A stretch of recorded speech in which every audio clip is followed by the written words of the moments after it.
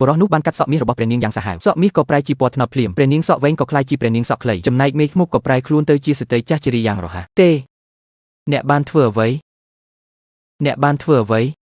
មេធ្មប់ចាស់សក់ស្កូវបានរកឃើញផ្កាមាសមួយតងដោយចៃដន្យគ្រាន់តែច្រៀងដាក់វាអាចធ្វើឲ្យរូបរាងចាស់ចរាប្រែជាក្មេងវិញភ្លាមវាពិតជាកំណត់ទ្រព្យដ៏មានតម្លៃមេធ្មប់ក៏បានលាក់វាទុកដោយសារផ្កាវេទមន្តនេះនាងបានរស់នៅយ៉ាងស្ងប់ស្ងាត់អស់រយៈពេលជាច្រើនរយៈរហូតតែដល់ថ្ងៃមួយព្រះមហាក្សត្រដើម្បីព្យាបាលជំងឺរបស់មហេសីបានបញ្ជូនទាហានមួយក្រុមធំឲ្យទៅស្វែងរកអស់ពួកទាហានក៏បានដកផ្កាមាសនោះទាំងរិះគល់ពួកគេយកផ្កាវេទមន្តទៅរំលាយក្នុងទឹកអូរលើភ្នំក្រោយពេលព្រះមហាក្សត្រីបានផឹកនាងក៏ជាសះស្បើយពីជំងឺថែមទាំងប្រសូតបានបុត្រីសក់មាសដ៏គួរឲ្យស្រឡាញ់ម្នាក់ក៏ដាក់ឈ្មោះឲ្យនាងថាសៀវមីប៉ុន្តែមេធ្មប់ដែលបាត់បង់ជីវិតពិតជាមិនព្រមបោះបង់ចោលឡើយគាត់លួចចូលវាំងពេលយប់ច្រៀងដាក់ព្រះនាងតែមិននឹកស្មានថាសក់ព្រះនាងបញ្ចេញពន្លឺពណ៌មាសអាចកំបាំងសក់របស់នាងគឺមានតែមេធ្មប់ចាស់នេះទេដែលដឹងគ្រាន់តែយកសក់នេះនាងអាចក្មេងជារៀងរហូតនាងអាចកាត់វាចោលសក់មាសប្រែជាពណ៌ត្នោតភ្លាមព្រមទាំងបាត់បង់អំណាចវេទមន្តពេលនោះព្រះមហាក្សត្រកយសំឡេងដើម្បីអាយុវែងនិងមិនចាស់មេធ្មប់ក៏សម្រេចចិត្តលួចព្រះនាងភ្លាមតែម្ដងលាក់ព្រះនាងនៅប៉មខ្ពស់មួយកន្លែងក្នុងព្រៃជ្រៅហើយចិញ្ចឹមនាងក្នុងនាមជាម្ដាយឃើញថាវេទមន្តត្រឡប់មកវិញមេធ្មប់ក្រុងនឹងឃុំឃាំងព្រះនាងអស់មួយជីវិតនៅប៉មនោះដូចនេះនាងអាចទទួលបានធម៌ពលវេទមន្តឥតឈប់ឈរដើម្បីរក្សារូបសម្ផស្សមិនចាស់ជានិច្ចហេតុអ្វីខ្ញុំមិនអាចចេញទៅក្រៅបា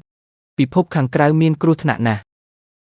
ពោពេញដោយមនុស្សគួរឲ្យខ្លាចនិងអាត្មានិយមនៅទីនេះទើបឯងមានសុវត្ថិភាពប៉ុន្តែជញ្ជាំងប៉មមិនត្រូវបានបិទជិតទេចាប់តាំងពីនាងដឹងក្តីមកម៉ាលីងបានកត់សម្គាល់ឃើញថារៀងរាល់ថ្ងៃខួបកំណើតនាងផ្ទៃមេឃតែងតែពោពេញទៅដោយគោមរាប់ពាន់គោមមេឃដ៏ស្រស់ស្អាតរាប់ម៉ឺនប៉ុន្តែអ្វីដែលនាងមិនដឹងនោះគឺជាគោមប្រាថ្នារបស់ព្រះមហាក្សត្រនិងមហាក្សត្រីសង្ឃឹមថាបុត្រីដែលបាត់ខ្លួននឹងត្រឡប់មកផ្ទះវិញនៅថ្ងៃណាមួយពេលវេលាបានកន្លងផុតទៅអស់រយៈពេល18ឆ្នាំសក់របស់ព្រះនាងក៏ដុះលូតលាស់រហូតដល់18ម៉ែត្រដែរលាតសន្ធឹងគ្រប់ដណ្ដប់ពេញបន្ទប់ប៉ុន្តែតាក់ទងនឹងប្រវត្តិរបស់ខ្លួនម៉ាលីងនៅតែមិនដឹងអ្វីទាំងអស់មិត្តរួមរស់តែមួយគត់របស់នាងគឺសត្វកាមេលៀននេះរាល់ពេលដែលមេធ្មប់ត្រឡប់មកវិញនាងតែងតែស្រែកហៅឈ្មោះនាងពីក្រោមប៉មបន្ទាប់មកម៉ាលីងក៏ទម្លាក់សក់វែងរបស់នាងចុះដើម្បីទាញម្ដាយឲ្យឡើងមកប៉មវិញថ្ងៃស្អែកគឺជាថ្ងៃខួបកំណើតទី18របស់ម៉ាលីងម្ដាយបដិសេធមេធ្មប់ប្រាប់ថាពិភពលោកខាងក្រៅពោពេញដោយគ្រោះថ្នាក់គឺបដិសេធជាពិសេសមេធ្មប់ប្រាប់ថាពិភពលោកខាងក្រៅពោពេញដោយគ្រោះថ្នាក់គ្រប់ទីកន្លែងពោពេញដោយបិសាចកំណាចពិសេសបិសាចមួយប្រភេទដែលហៅថាបរោះមាត់របស់ពួកគេពោពេញដោយធ្មកាយខាងនិយាយក៏ហប់បំផុតមានតែនៅជាមួយម្ដាយទេទើបមានសុវត្ថិភាពបំផុតប៉ុន្តែអ្វីដែលមេធ្មប់មិនបានស្មានដល់នោះគឺពេលនាងទើបតែចាក់ចេញពីប៉មនោះក៏មានបរោះម្នាក់ពិតជាបានមកដល់មាត់ទ្វារគាត់ឈ្មោះសៀវសួយគាត់ជាចៅនិងជាបងប្អូនភ្លោះក្រោយពេលលួចមកុដរាជវាំងរួចត្រូវទាហានដេញតាមសម្លាប់គ្រប់ផ្លូវតែគាត់ក៏ឆ្លងកាត់ផ្លូវសម្ងាត់ដោយចៃដន្យហើយក៏បានរកឃើញប៉មខ្ពស់មួយនេះទីនោះគួរតែជាកន្លែងលាក់ខ្លួនដ៏ល្អសៀវសួយមិនបានគិតច្រើនក៏ឡើងទៅគាត់ខំប្រឹងឡើងរហូតដល់ចូលក្នុងបន្ទប់បានសម្រេចខណៈពេលដែលគាត់មានអារម្មណ៍ថាមានសុវត្ថិភាពស្រាប់តែត្រូវសៀវមីវីនឹងផ្ទះបាយផ្ដួលឲ្យដួលបាត់ទៅឃើញចៅដួលនៅលើដីសៀវមីក៏កាត់ក្តីឆ្ងល់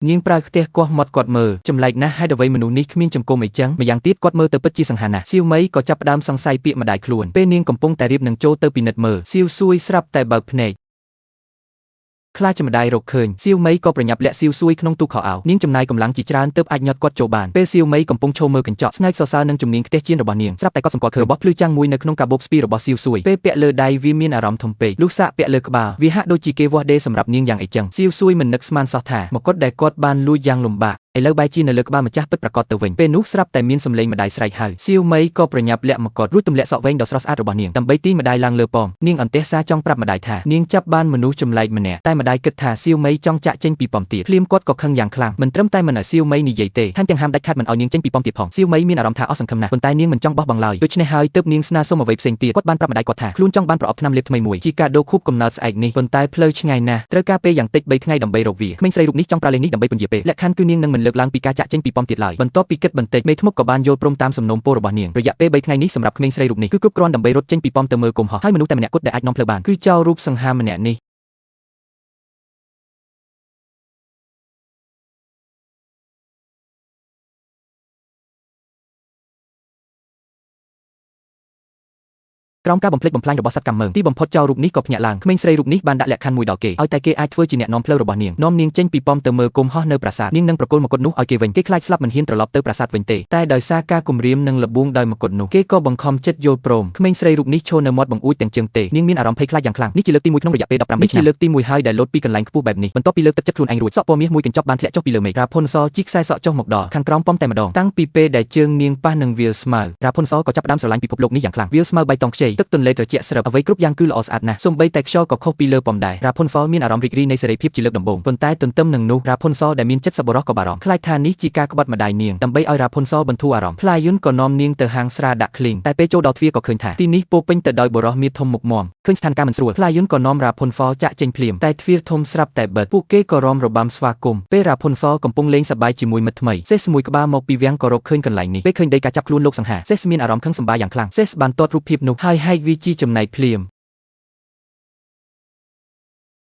ស្រាប់តែដូចជាមានចលនានៅខាងក្រោយសេសក៏ប្រញាប់ដើរទៅមុខវាលាក់ខ្លួននៅពីក្រោយដុំធ្មមួយដើម្បីបន្លំភ្នែកពេលលីសូជើងចូលមកជិតសេសក៏ស្ទុះចេញមកភ្លាមប៉ុន្តែឃើញថាមិនមែនជាមនុស្សដែលវាកំពុងរកសេសក៏មានអារម្មណ៍ខកចិត្តភ្លាមចំណែកមេធ្មប់ឃើញសេសរាជវង្សក៏ដឹងថាមិនស្រួលនាងក៏ប្រញាប់ទៅដល់ពងខ្ពស់ពិតដោយការស្មានមនុស្សបានចេញអស់ពីប៉មបាត់ទៅហើយគេឃើញនៅជ្រុងមានតែមកុដព្រះនាងនិងដីការចាប់ខ្លួនលោកសង្ហាមេធ្មប់ជឿថាប្រកាសជាបុរសម្នាក់នេះហើយដែលបាននាំនាងស្រស់ស្អាតទៅពេលនាងស្រស់ស្អាតនិងមនុស្សអាក្រក់នៅទីនេះកំពុងបំពេញបេសកកម្មស្រាប់តែទាហានរាជវង្សមួយក្រុមបានចូលមកបងប្រុសក្បាលទំពេកបានបើកទ្វារបន្ទប់សម្ងាត់ឲ្យពួកគេលាក់ខ្លួនក្នុងភ្លើងងឹតពួកគេគិតថាអាចគេចផុតពីការតាមចាប់របស់ទាហានបានតែមិននឹកស្មានថាច្រមុះរបស់សេសនេះវាងាយស្រួលនឹងដឹងចាប់បានណាស់រកឃើញទ្វារបន្ទប់សម្ងាត់ដោយមិនពិបាកពួកគេទាំងពីរនាក់ត្រូវរត់គេចម្ដងទៀតទាហានក៏នៅតែដេញតាមជាប់មិននឹកស្មានថាផ្លូវចេញជាទំនប់ទឹកធំមួយសោះកញ្ញាស្វែងសក់នាងឆ្លងទៅម្ខាងទៅដល់ត្រើយម្ខាងយ៉ាងងាយតែលោកសង្ហាជួបបញ្ហាគាត់ដោះស្រាយទាហានដោយប្រើខ្ទះតែមើលស្រាលកម្លាំងសេសរបស់ស្ដេចគួរតែដឹងហើយនេះជារឿងចម្លែកបំផុតដែលខ្ញុំធ្លាប់ធ្វើគាត់ត្រូវសេះនោះវារហូតគ្មានកម្លាំងតបក្នុងពេលអាសន្នកញ្ញាបានបោះសក់វែងនាងមកយ៉ាងលឿនទើបលោកសង្ហាគេចផុតពីជើងសេសទាំងខ្លាំងពេកក៏កំទេចសរវិសទំនប់ពួកគេធ្វើឲ្យទំនប់បានដួលរលំហើយទំនប់នឹងជ្រលងភ្នំពួកគេមកទីពួកគេពេលនេះទំនប់បានដួលរលំទាំងស្រុងហើយទឹកទន្លេដ៏ហូរខ្លាំងបានជន់លិចជ្រលងភ្នំទាំងមូលភ្លាមឃើញទឹកជំនន់ជិតមកដល់ពួកគេទាំងពីរបានប្រញាប់ចូលទៅក្នុងរូងភ្នំមួយប៉ុន្តែមាត់រូងភ្នំត្រូវបានបិទដោយថ្មដ៏ធំដែលធ្លាក់ចុះឆាប់រហ័សទឹកទន្លេបានហូរចូលទៅក្នុងរូងភ្នំយ៉ាងលឿនខាងក្នុងងឹតសូនអាឈឹងរោគច្រកចេញមិនឃើញសោះក្នុងគ្រាអាសន្នសៀវមីស្រាប់តែដឹងថាពេលនាងច្រៀងសក់នាងនឹងភ្លឺ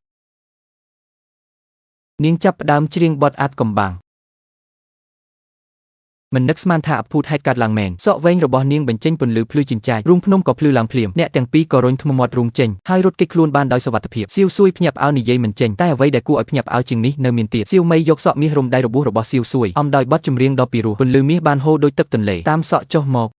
កហើយចូលទៅក្នុងបាតដៃរបស់សៀវសួយមិននឹកស្មានថាស្នាមរបួសសៀវសួយជាសេះស្បើយទេវាពិតជាអស្ចារ្យណាស់បន្ទាប់ពីឆ្លងកាត់គ្រោះថ្នាក់នេះសៀវមីបានលាតត្រដាងអាត់កំបាំងរបស់នាងដល់សៀវសួយដោយមិនលាក់បាំងហើយសៀវសួយក៏បានដឹងពីដំណើររឿងចុកក្នុងប៉ម18ឆ្នាំរបស់នាងដែរមានការតក់ស្លុតយ៉ាងខ្លាំងសម្រាប់ចិត្តជួយសៀវមីបំពេញក្តីសុបិនរបស់នាងគាត់ទៅមើលកុំមេឃនៅប្រាសាទពេលសៀវសួយទៅចេញទៅរកអស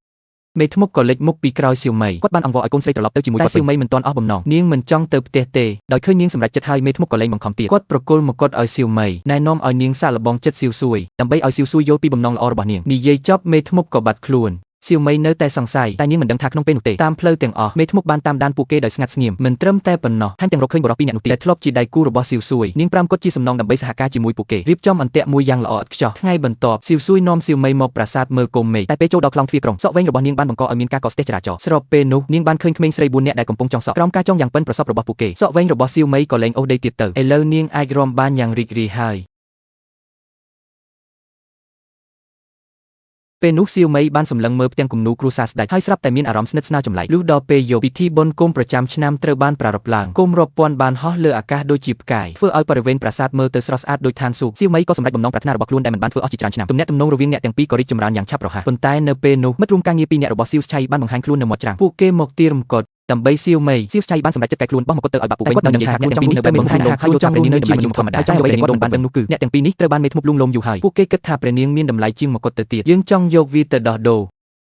ម្យ៉ាងវិញទៀតនាងសៀវមីនៅតែបារម្ភរងចាំសៀវសួយត្រឡប់មកវិញតែអ្នកដែលមកដល់បែរជាបុរសមាសធំពីរនាក់ទៅវិញពួកគេចង្អុលទៅទូកហើយប្រាប់ថាសៀវសួយយកមកុដរត់បាត់ហើយបើមិនជឿអាចមើលខ្លួនឯងចុះឥឡូវនាងត្រូវទៅជាមួយពួកគេហើយសៀវមីភ័យខ្លាចក៏រត់គេចខ្លួនយ៉ាងលឿនតែមិននឹកស្មានពេលរត់ទៅសក់នាងជាប់នឹងមែកឈើក្នុងគ្រាដ៏គ្រោះថ្នាក់នោះនាងឮសំឡេងម្ដាយស្រែកហៅពីក្រោយតាមពិតមេធ្មប់បានវាយផ្ដួលបុរសមាសធំទាំងពីរនោះហើយសៀវមីភ័យស្លន់ស្លោក៏បំដាយរបស់នាងយ៉ាងណែនសៀវមីដែលឆោតល្ងងគិតថាម្ដាយបានជួយនាងតែនាងមិនដឹងថាអ្វីទាំងអស់នេះគឺជាផែនការរបស់មេធ្មប់ទេចំណែកសៀវសួយត្រូវមិត្តរួមក្រុមវាយសន្លប់ហើយចងគាត់ជាប់នឹងទូកតូចដំបូងមេធ្មប់បានបង្កើតរឿងភូតកុហកថាសៀវសួយក្បត់នាងបន្ទាប់មករងចាំសៀវមីជួបគ្រោះថ្នាក់ហើយចេញមុខមកជួយសង្គ្រោះនាងដូច្នេះសៀវមីក៏តាមមេធ្មប់ត្រឡប់ទៅប៉មវិញរីឯសៀវសួយត្រូវទាហានចាប់ខ្លួនហើយឃុំខ្លួនក្នុងគុកសៀវមីបានយកកន្សែងដៃរបស់សៀវសួយចេញមកទាំងអាប់អួរពេលនោះគាត់បានរកឃើញដោយចៃដន្យថាការដែលគូលើពីដានគឺដូចគ្នាបេះបិទនឹងលំនាំលើកន្សែងដៃភ្លាមនោះផ្កាឈូករត់ទាំងអស់ចាប់ផ្ដើមបញ្ចេញពន្លឺពណ៌មាសយ៉ាងចែងចាំងការចងចាំការពីកុមារបានផុសឡើងភ្លាមក្នុងគំនិតរបស់នាងនាងក៏យល់ភ្លាមថានាងគឺជាព្រះនាងដែលបាត់ខ្លួនកញ្ញាមីខឹងរត់ទៅសួរមេធ្មប់ដោយដឹងថាលែងលាក់អាតកំបាំងបានហើយមេធ្មប់ក៏បង្ហាញរូបពិតហើយបានចងកញ្ញាមីជាប់ដោយច្រវាក់ដៃចំណែកអែមខាងទៀតលោកស្វាយចិត្តត្រូវបញ្ជូនទៅកន្លែងប្រហារជីវិតពេលជីវិតរបស់គាត់ស្ថិតក្នុងគ្រោះថ្នាក់ស្រាប់តែក្រុមមិត្តភ័ក្តិនៅហាងស្រាបានលេចមុខពួកគេវាយទាហានឲ្យដួលហើយជួយសង្គ្រោះលោកស្វាយក្រោយមកលោកស្វាយជិះសេះស្រុតទៅដល់គល់ប៉មយ៉ាងលឿនហើយស្រែកហៅកញ្ញាមីយ៉ាងខ្លាំងភ្លាមនោះសក់វែងរបស់កញ្ញាមីក៏ធ្លាក់ចុះមកដីដូចទឹកធ្លាក់លោកស្វាយក៏តោងសក់ឡើងទៅលើប៉មឃើញនាងត្រូវគេចងពេលគាត់ភ្ញាក់ផ្អើលយ៉ាងខ្លាំងកាំបិតចុងស្រួចបានចាក់ចូលខ្លួនគាត់ឃើញគាត់ដួលលើដីហូរឈាម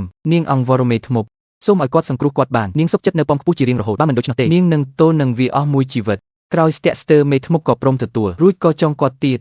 ពេលនាងត្រៀមច្រៀងដើម្បីជួយសង្គ្រោះគាត់ក៏ត្រូវគាត់ប្រកែកមិនពងគាត់មិនចង់ឲ្យនាងលះបង់សេរីភាពពេញមួយជីវិតដោយសារតែគាត់ទេគាត់ធ្វើពើអំពីនាងតែបានកាត់សក់វែងរបស់នាងដោយប្រើកាំបិត